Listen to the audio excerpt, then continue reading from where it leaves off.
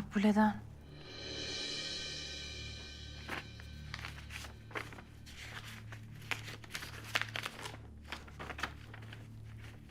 Sultan, ben bu mektubu yazmamak için çok mücadele ettim. Valide Sultan'a söz vermiştim. Fakat taşıdığım sır benim vicdanıma çok ağır geldi. Ben bu sarayda herkese hakkımı helal ediyorum. Bir kişi hariç. Benim kudretim bu cihanda onu cezalandırmaya yetmez.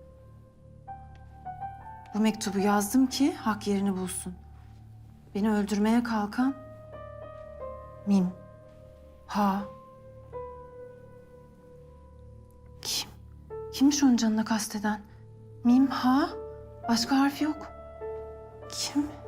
Hayırdır sultanım? Mim, Mehmet, Mahmut. Kim? Kimmiş bu cani?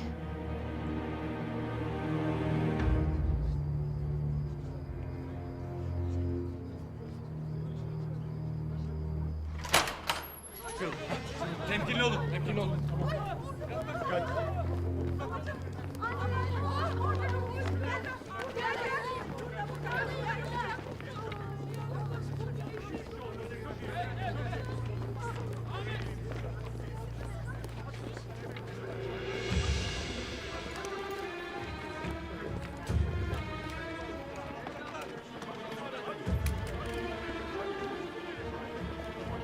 Bırakın silahlarınızı! Kaldır elini!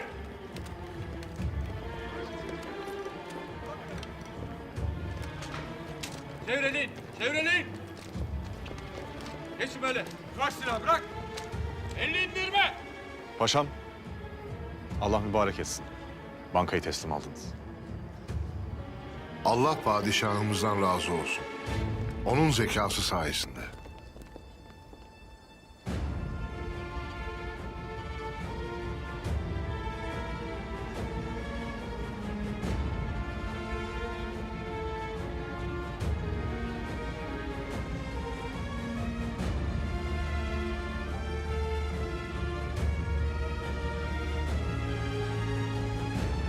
Kaçtı iblis.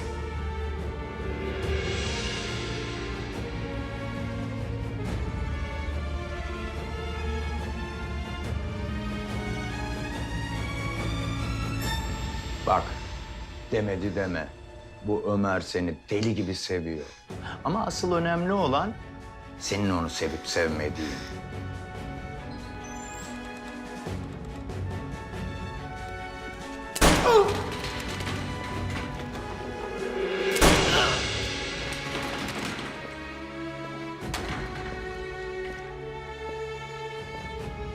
Gel Ömer, gel. Azrail'in sesine gel.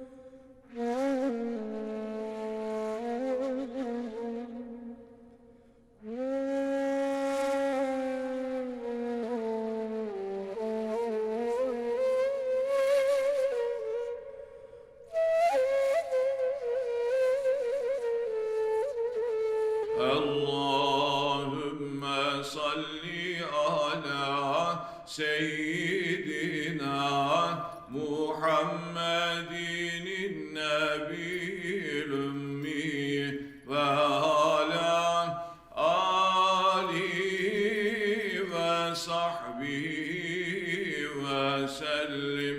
Allahümme salli ala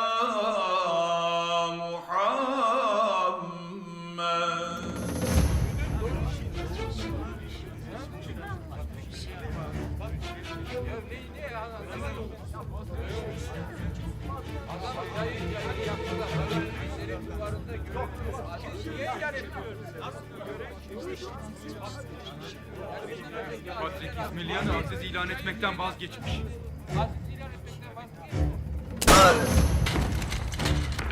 Gel Ömer, gel. Sesime gel.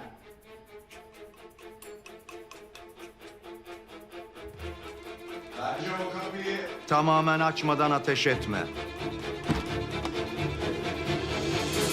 Lan! At o silahı. Bak. Melike'nin altındaki sandalye bu sandalyeye bağlı. Ben buradan düşer ya da kalkarsam dışarıdaki ağırlık bu sandalyeyi çeker. Dolayısıyla Melike'nin altındaki sandalye de gider. Ha. Oradan koşar, yetişir, tutarım dersen bence yapma. Dikkat ettiysen telle bağlı. O tel anında gırtlağını keser. Şimdi at silahı. Sen ne şerefsiz bir herifsin lan.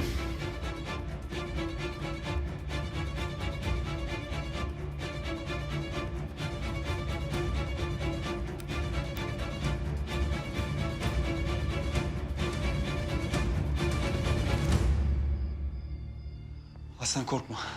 Kurtaracağım seni. Sağ salim. Kıpırdama Hiremiti. Yaklaşmak yok. Şimdi kasadan aldığın defteri ver.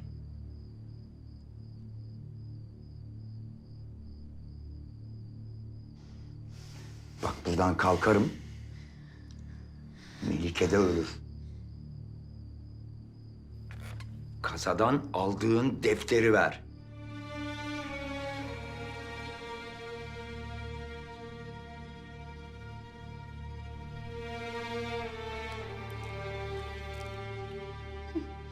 Yapma Ömer. Yapma.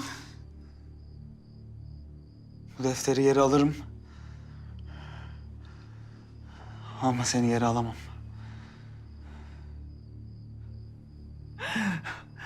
Bir umut, hep bir umut. Nereye kadar? Ha? Şimdi o defteri yere bırakacaksın. Bırak dedim. Tamam, tamam.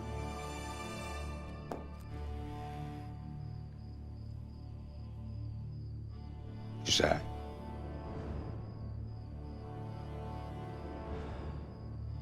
Şimdi ben buradan kalkacağım. Eğer çabuk davranırsan Melike'yi kurtarırsın. Anlaştık mı? Tamam. Siz birbirinizi deli gibi seviyorsunuz. Bir dahaki sefere ikinizi birden öldüreceğim. Sevdalıların ayrılmasını istemiyorum. Konuşma lan hadi.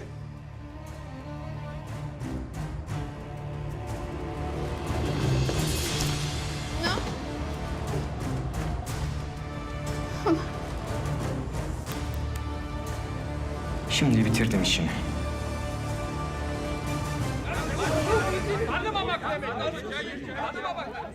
Ne düşünüyorsun? Hain başlayınca bu evin penceresine çıkacağım. Sen aşağıdan beni Patrik Efendi diye işaret edeceksin. Ondan sonra Rum Patriği beni aziz ilan etmese de Ermenilerin gözünde bir aziz olacağım. Anlamıyorum. Neden bu kadar mühim? Ara ara görünen bir aziz için Ermenilerin yapmayacağı bir şey yoktur. Ayrıca zaten ölmüş olan bir adamı kimse öldüremez.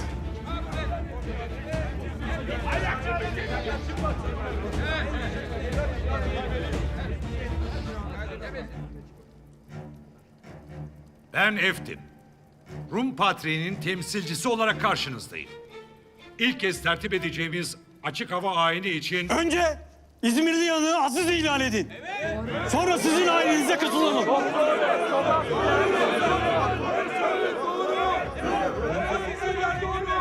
Bana Rum Patriği'nin böyle bir emir vermedi. Böyle bir beyanda doymadım.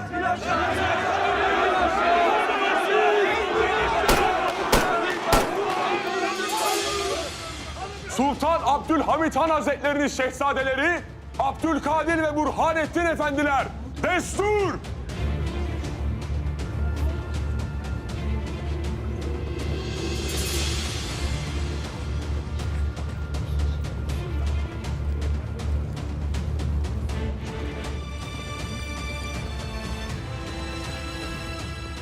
Şu koyunlara bak. Onlar bile Osmanlı şehzadelerine itaat ediyor. Hemen harekete geçmemiz lazım. Bekle. Siz 2 yaver bizimle gelin. Sizler kalın.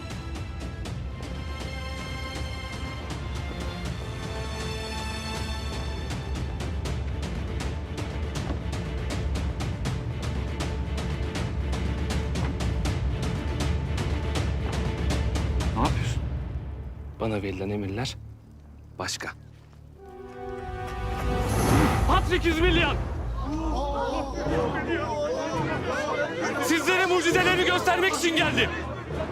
Biat edin.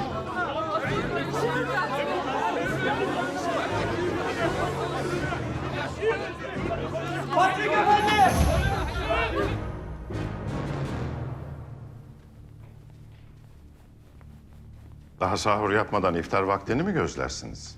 Vaziyet mühim paşam. Şakanın lüzumu yok. Ayin kaçtaydı? Başlamıştır.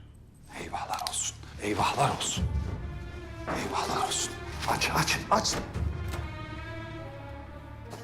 Felaket hünkârım, felaket. Çok mühim bir jurnal aldık. Paşa hayırdır? Hünkârım, böyle bir şey nasıl söylenir ki hay Allah? Paşa anlat. Hünkârım, şehzadelerimize tuzak kurmuşlar. Bu Ermeni ayini sırasında çıkan arbedede zannederim ki şehzadelerimiz de şehit düşmüşler.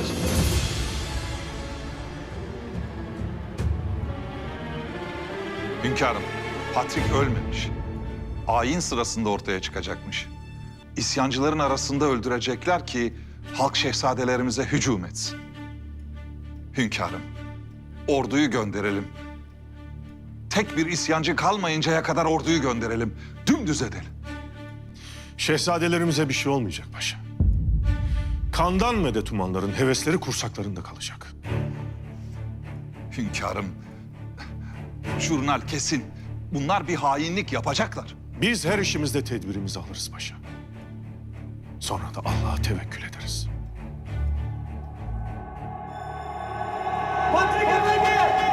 Endişe etmeyiniz. Size gelen jurnal bize de gelmiştir. Biz tedbirlerimizi aldık. Şehzade efendiler bu milletin evlatlarıdır. Onları evvel Allah'a, sonra milletimize emanet ettik. Tuzak şehzadelerime değil milletimize kurulmuştur. Milletimiz bu tuzakları bozmakta fırtına gibidir. Evelallah. Bu milleti az sanarlar. Ama birlik olunca çoktan da çok oluruz. Ben milletimin ferasetine güvenirim paşa. Şehzadelerini gördükleri vakit nifak bitecektir. Hünkârım, affınıza mağruren Abdülkadir henüz tecrübesizdir. Burhanettin ise toydur. Ben derim ki orduyu gönderelim. Dedem Fatih tahta geçtiğinde 12 yaşındaydı paşa. Sahip Kıran 4. Murat Han 22 yaşında Lehlerin üzerine yürümek için Edirne'ye geldiğinde Lehler korkularından savaşmadan teslim oldu. Bu millet neden Hanedan Osman'a kıymet verir bilir misin paşa? Devletin banisi oldukları için. Hayır. Bedel ödedikleri için. Hangi devletin tarihinde şehit padişah vardır? Hangi idareci devletin bekası için ailesini feda etmiştir? Hünkârım, bunların gözü dönmüş. Şehzadelerimizi öldürecekler. Allah korusun, Allah korusun. Eğer Ermeni milleti şehzadelerimizi şehit edecek kadar bu devletin tebaası olmaktan çıktıysa ne biz ayakta dururuz ne bu devlet ayakta durur paşa. Efendiler! Biz buraya Şevket Penah Efendimiz Abdülhamit Han'ın iradesiyle geldik. Askerimizi arkamıza bıraktık da geldik. Çünkü biliriz ki sizler bu milletin neferlerisiniz. Askerlerisiniz.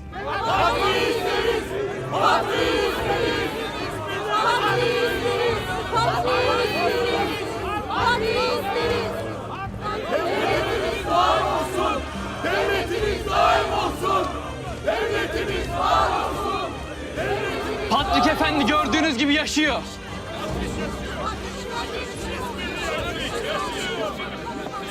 Patrik Efendi ve avanesi bu ölüm oyununu sizi galyana getirmek için kurdu. Tuzakları boşa çıktı. Bizler Osmanlı'nın şehzadeleriyiz. Devletin gücü isyanı silah ile durdurmaya yeterdi. Lakin biz sizi kendimizden farklı görmeyiz. Payitahtta herkesin canı da, dini de emniyettedir. Şimdi evlerinize dönebilirsiniz. Sizleri kandırmalarına izin vermeyin. Yukarı baktığınızda devletin çatısını tepenizde görmezseniz unutmayın ki sizi selden, borandan, felaketten kurtaracak başka şey yoktur.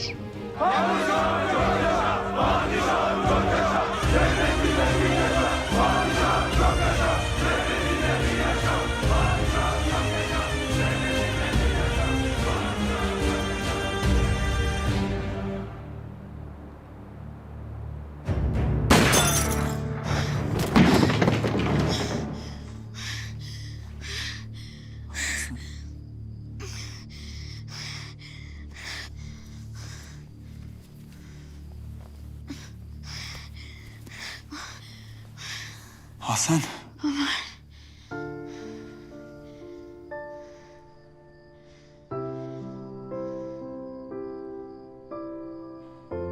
Hiram'ı yakalamam lazım.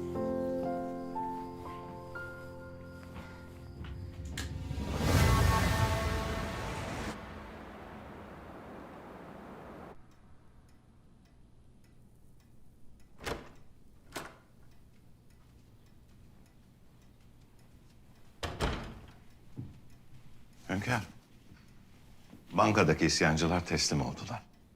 Sokak isyanları da bitti. Hamdolsun. Hünkâr, bir müjdeli havadis daha var. Ömer evladımız ölmemiş. Şükürler olsun. Kalbinize doğan hakmış hünkâr. Bütün bunlar neden başımıza gelir bilir misin paşa? Biraderim Murat Efendi yüzünden. Af buyurun hünkâr. Ah paşa! Murat Efendi küffara cesaret vermeyeydi. Kat'a devletimize bu kadar cüretkar saldıramazlardı. Hünkârım, bu İngilizler biraderinizden hala nasıl medet umarlar? Mahmut Paşa iyi bilir. Şehzadeliğimiz döneminde bir vakitler Londra'ya gitmiştik. Evet. Orada bizi pek güzel ağırlamışlardı Tahsin Paşa. Evet. Biraderim Murat Efendi'ye hürmet gösterdiler. Onun onuruna şölenler tertip edilmişti. Veliahttı. Osmanlı'nın istikbaliydi. Lakin kandırdılar. Mason locasına girdi. Sandı ki Osmanlı tahtına çıkınca İngilizlerle beraber dünyaya meydan okuyacak. Bilemedi. Bilemedi. Tam devletimizi felakete sürükleyecekken talih bizim yolumuzu açtı, tahta çıktık.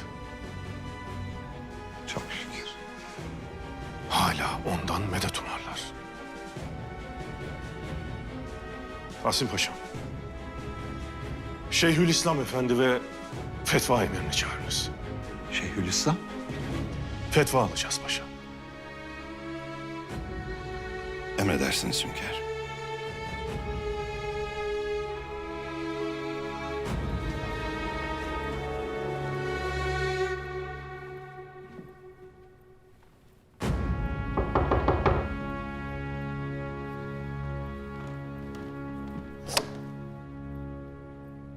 Eğer defteri getirmediysen yüzünü dağıtırım İrem.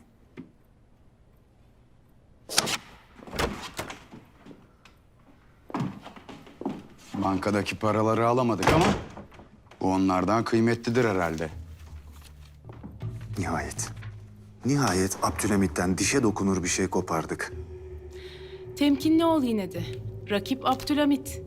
Sille atayım derken gülleyi yemeyesin kafana. Bunu canın pahasına koru. Bu benim hayat emniyetim. Zira padişah canını verir ama milletini vermez. Ya ben? Ortadan kaybolacaksın Hiram. Ben seslenmeden burnunu dahi çıkarma. Çok kırılırım. Nereye Herzl? İngilizlere. Bakalım bu defter kaç para ediyormuş? Bu defterde İngilizlerin Hindistan'a tamamen sahip olacakları şey var Herzl. Pazarlığını ona göre yap. Onlara al Hindistan'ı, ver İsrail'i diyeceğim. Tabii arada Abdülhamit var. Sara, biz şu defterde yazan isimlere karşılık İngilizlerden paramızı alalım ve şu bankayı artık kuralım. Sonra iktisadi olarak Osmanlı'yı bitirecek hamlelerimize başlayacağız. Paraya ihtiyacı olan sultana para verip İsrail'i satın alacağız.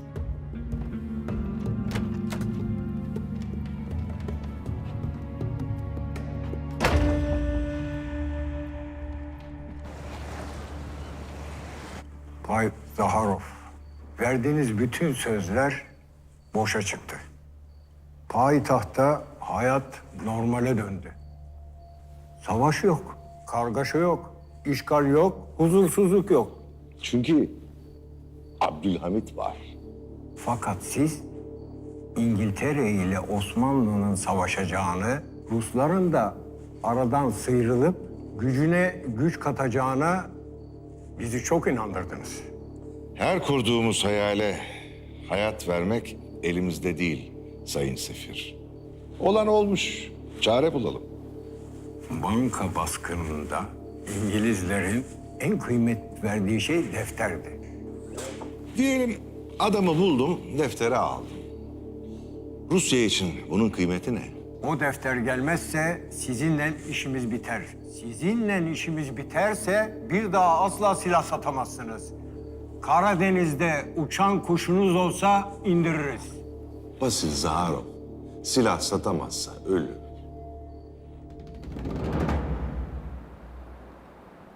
Hünkârım Makbule kızımızı gönderdik. Sevenleri birbirinden ayırmayalım dedik. İyi yapmışsınız sultanım. Kızcağızın yüzü gülsün.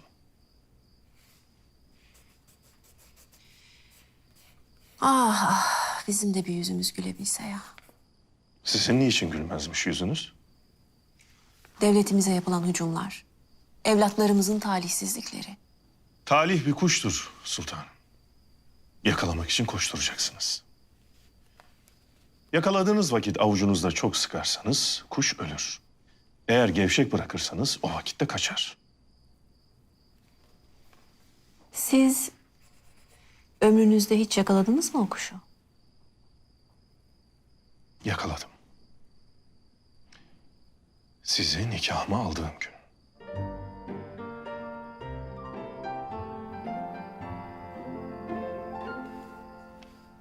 Siz elinizi sıksanız da, gevşek de bıraksanız,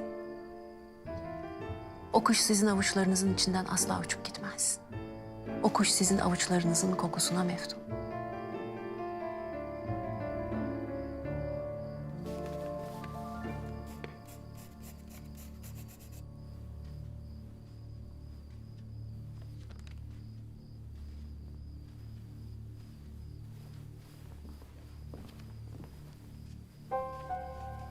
Sultanım, Makbule ailesiyle saraydan ayrılmış.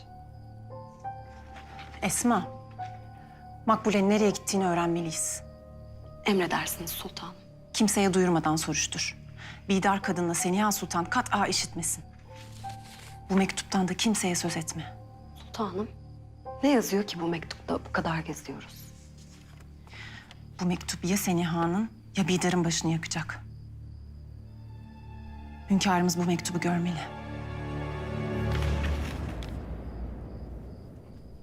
Bir de Naime'nin meselesi var tabii. Yalnızca Naime mi? Hatice, Fehime, Abdülkadir. Hepsinin vakitleri geldi. Doğru söylersiniz. Ne yapmak lazımdır? Kemalettin sadıktır. Hele hayırlısıyla şu Ramazan bir geçsin de.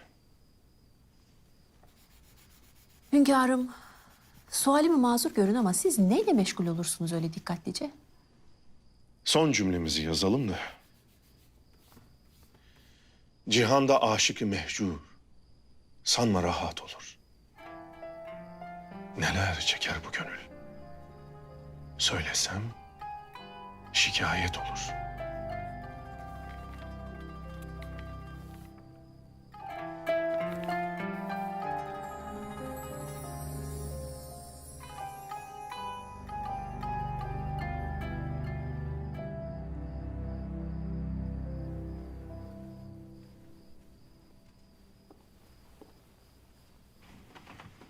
Hünkârımıza benim geldiğimi söyleyin. Bidar Sultanımız içeride. Sana içeride kim var diye sormadım. Hünkârımıza benim geldiğimi söyleyin. Sultanım, Bidar kadının emridir. Ben dışarı çıkmadan içeri kimse alınmasın buyurdular. O halde Bidar kadın çıktığında beni görmesini söyleyin.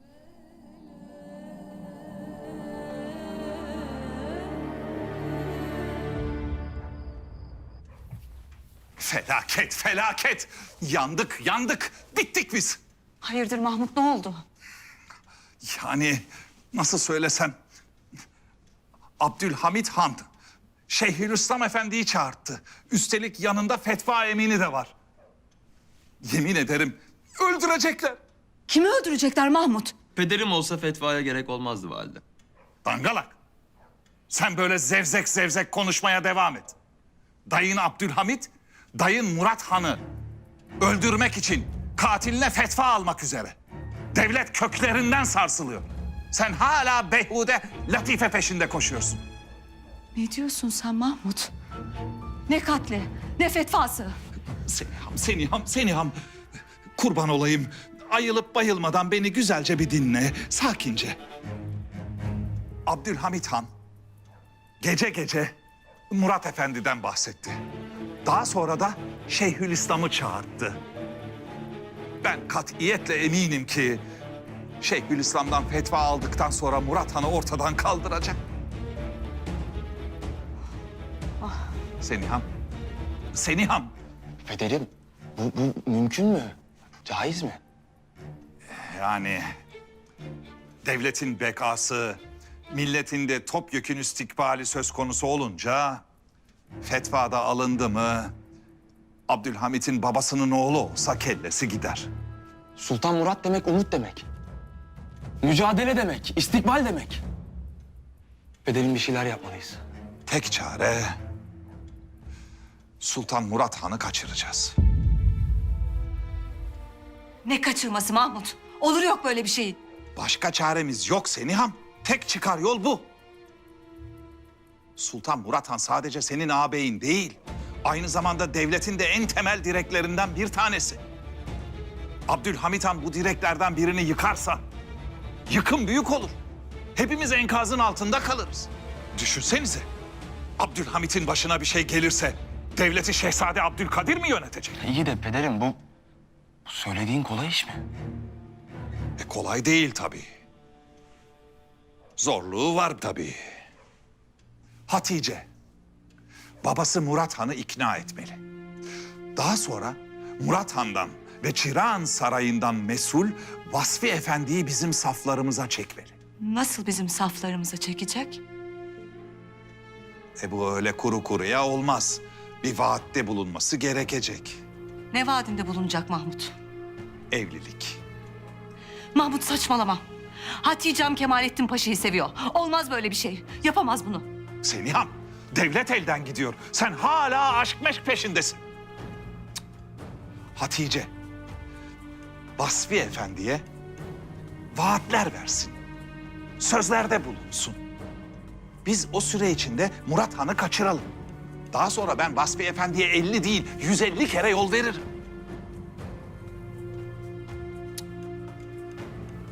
Hadi. Burada böyle durup durmakla olacak iş değil. Bir an evvel saraya gidelim de işlere hakim olalım. Hadi yürü.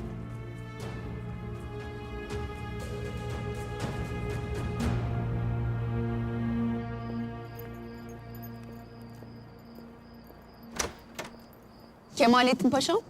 Sultanım, burada mıydınız? Görmedim sizi. Öyle mi?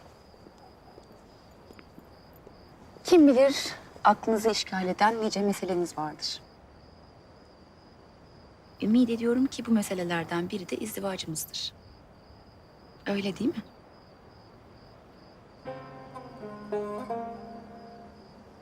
Neden susuyorsunuz? Sultanım, bizim izdivacımız mukadder değildir.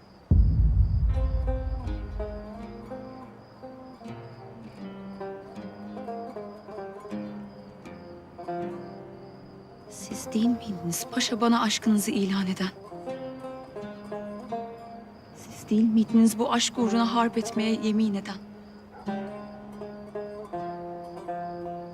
Tabii Naime ile izdivaç ederseniz istikbaliniz asla akamete uğramaz. Bu meselenin Naime Sultan'la hiçbir alakası yok. Sizin aşkınız söküp atamayacağım kadar derindedir. Öyleyse niçin? Ben devletimde fitne çıkarmak istemem. Devletim için gerekirse sevdamı kalbime gömer, unuturum.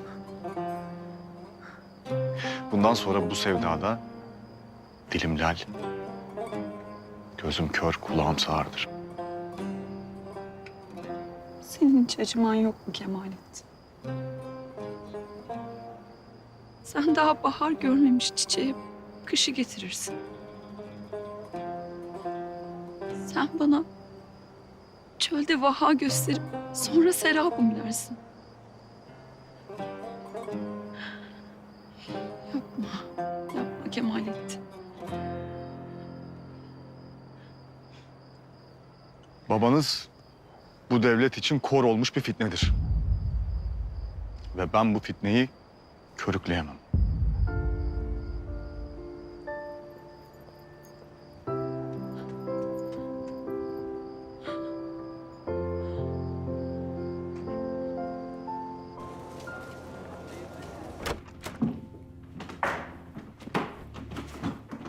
Theodor Herzl. Neredesin? Yahudilerden aldığın paraların hepsini Abdülhamit'e kaptırdın. Şu payitahta geldiğinden beri ne kadar katil, düzenbaz, uğursuz varsa onlarla düşüp kalkıyorsun. Yaptığın her hamlede de başarısız oluyorsun. Bu halini tarihe göm. Herkes başka bir Herzl'ı tanımalı. Başka bir Herzl'ı. Başka bir Herzl'ı. Herzl? Bay Zaharov. Şu işe bakın. Bin bir zahmetle bankadan defteri aldım, İngilizlere pazarlığa gittim lakin... Kazıklandın mı yoksa Herzl? Maalesef kazıklayacak adamı bile bulamadım. Abdülhamit İngiliz seferi istifa ettirmiş. Adam da kurtuldum diye uçarcasına gitmiş Londra'ya. Demek deftere müşteri yok. Aslında böylesi daha isabetli belki de. Herzl, o defteri bana ver. Neden diye sormaya lüzum bile görmüyorum. Çünkü vermem.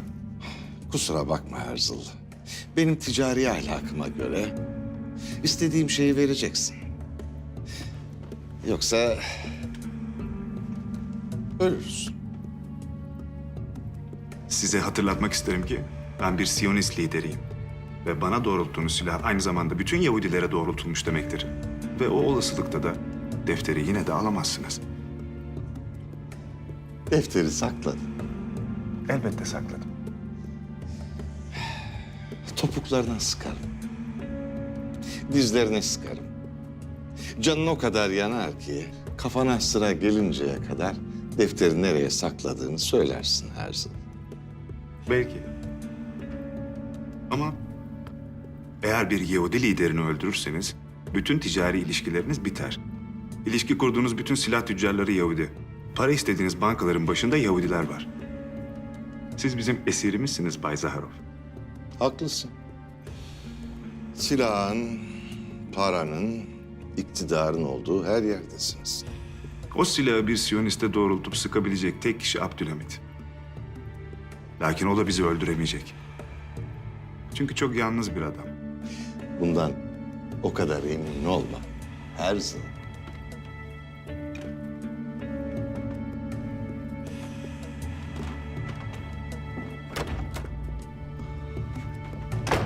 Sonunda payitahttan kurtuluyorum. Mehmet, Mahmut.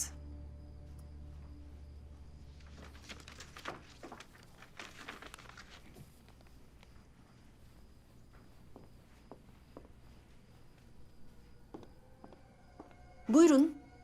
Beni emretmişsiniz. Emretmedim Bidar kadın. Gelmeniz için sadece rica ettim. Siz kim oluyorsunuz da beni huzurunuza çağırıyorsunuz? Bu yaptığınız küstahlıktır. Hünkârımızın yanına girmişsiniz. Kapıya da kalfanızı dikmişsiniz. İçeri kimse alınmasın diye de emir vermişsiniz. Beni buna siz mecbur ettiniz. Bu haremde ben emrederim. Ve benim emirlerim yerine getirilir. Bu yaptığınız tekrarlanmasın. Beni görmek istediğiniz zaman bu haremin nizamına münasip hareket edeceksiniz. Ben istediğim zaman hünkârımı gidip görebilirim. Öyle kapıya nöbetçi dikerek buna mani olamazsınız. Sizin meseleniz anlaşıldı. Sizin bu haremin nizamını tekrardan öğrenmeniz elzem. Ben Abbas prensiyle Tatar prensesinin kızıyım Bidar kadın. Soylu bir prensesim. Ben bu nizamların içine doğdum. Ya siz? Sizin aileniz? Köle miydiniz, çiftçi mi? Neydiniz? Mısır'a sultan olduktan sonra öncesinde ne olduğunuzu kimse sormaz. Benim 2 kardeşim Osmanlı paşasıdır ve şerefle devletlerine hizmet ederler. Benim öyle bir oğlum var ki sizin soyunuza yeter. Ben şehzade doğurmuş bir anayım Fatma Pesent Hanım. Kendinize gelin ve benim karşıma çıkmaktan kaçının.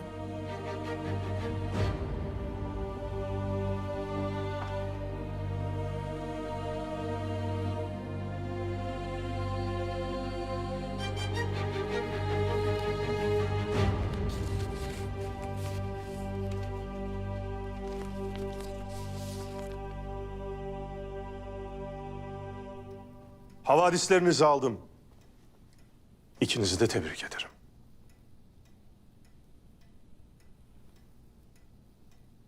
Bu madalyalar devletimizin sizinle iftihar ettiğinin temsilidir. Biz vazifemizi yaptık. Siz lütfettiniz. Allah imanın nişanını gönlünden eksik etmesin.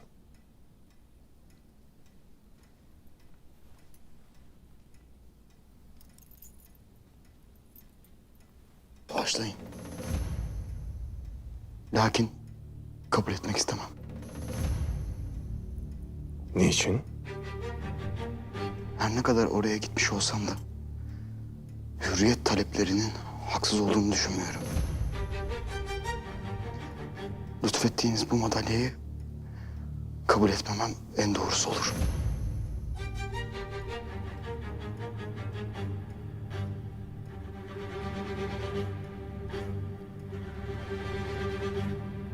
Hürriyet. Hürriyet. Adaletle savaşan bir hürriyet arzusu. Hürriyet isterler lakin insanları öldürürler. Hürriyet isterler lakin adil nizamın yıkılmasını haykırırlar. Söndürün mumları. Gel benimle.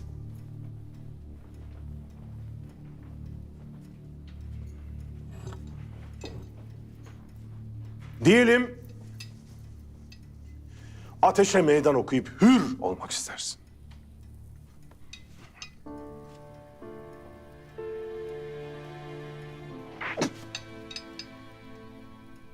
Ateşin hürriyetine meydan okuyabildin mi?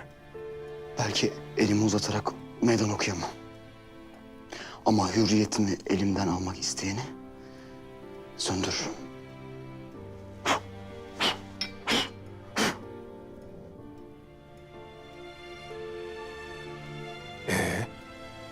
Şimdi de karanlıkta kaldım.